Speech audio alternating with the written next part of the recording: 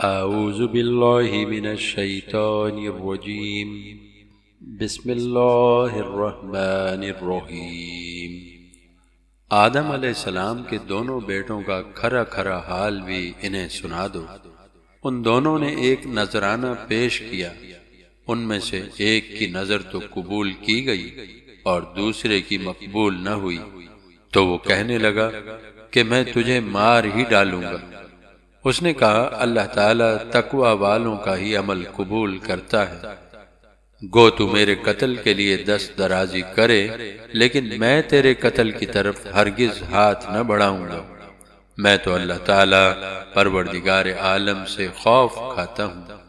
میں تو چاہتا ہوں کہ تو میرا گناہ اور اپنا گناہ اپنے سر پر رکھ لے اور دوزخیوں میں شامل ہو جائے۔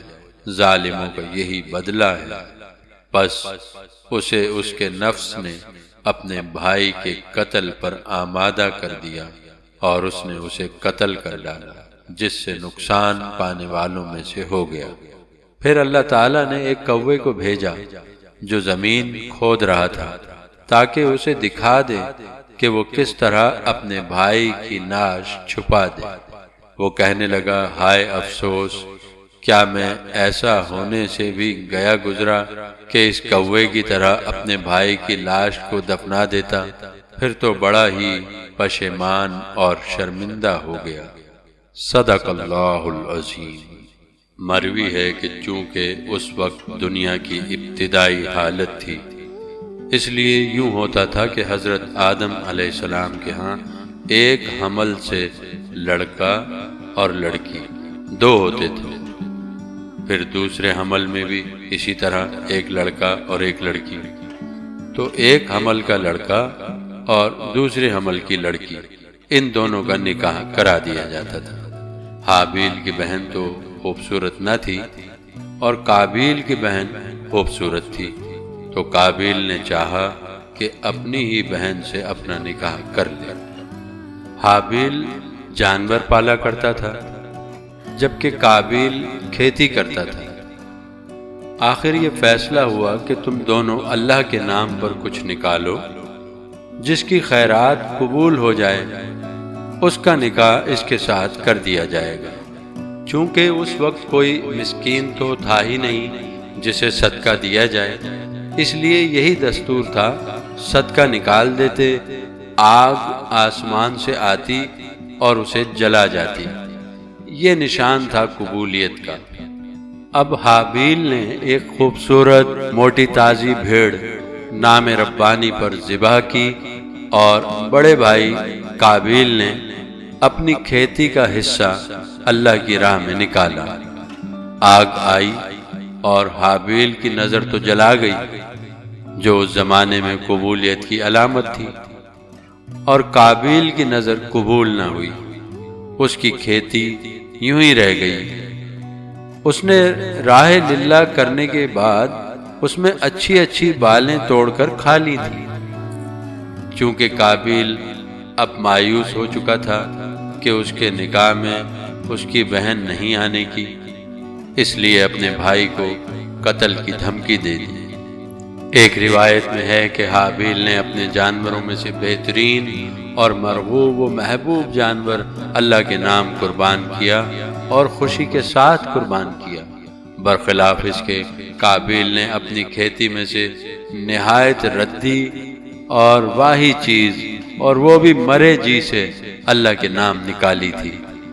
حابیل تنومندی اور طاقتوری میں قابیل سے زیادہ تھا، تاہم اللہ کے خوف کی وجہ سے اس نے اپنے بھائی کی ظلم و زیادتی سہ لی اور ہاتھ نہ اٹھایا۔ بڑے بھائی کی قربانی جب قبول نہ ہوئی اور حضرت آدم علیہ السلام نے اس سے کہا تو اس نے کہا کہ آپ چونکہ حابیل کو چاہتے ہیں، اس کے لیے دعا کی تو اس کی قربانی قبول ہو گئی۔ اب اس نے ٹھان لی کہ میں اس کانٹے کو ہی اکھاڑ ڈالوں گا۔ موقع کا منتظر تھا۔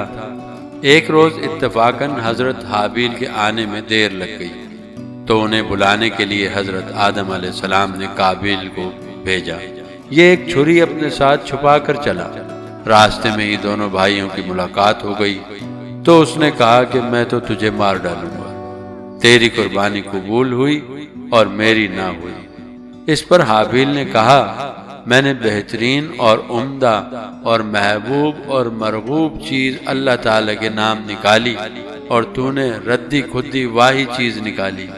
اللہ تعالیٰ متقیوں ہی کی نیکی قبول کرتا ہے۔ اس پر وہ اور بگڑا اور چھری گھونپ دی۔ حابیل کہتے رہ گئے کہ اللہ کو کیا جواب دے گا۔ اللہ تعالیٰ کے ہاں اس ظلم کا بدلہ تجھ سے بری طرح لیا جائے گا۔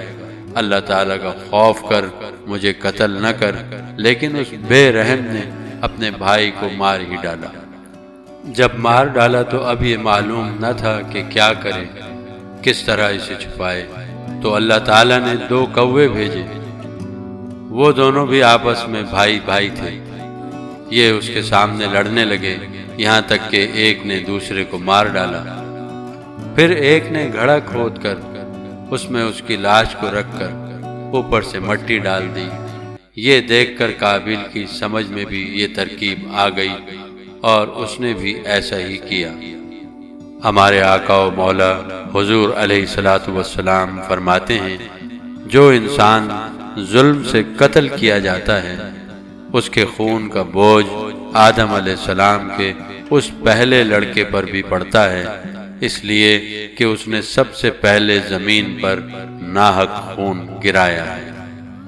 اس واقعے سے معلوم ہوتا ہے کہ جب دنیا میں اور دنیا کی اشیاء سے دلچسپی ہو اور اسے اللہ کی راہ میں قربان کرنے کا حقیقی جذبہ نہ ہو تو وہ کبھی اللہ کی قربت حاصل نہیں کر سکتا۔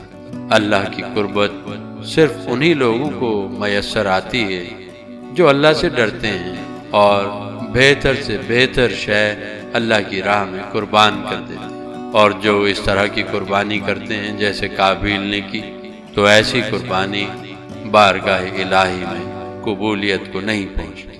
اللہ تعالیٰ سمجھنے اور اس پر عمل کرنے کی توفیق عطا فرمائے، آمین۔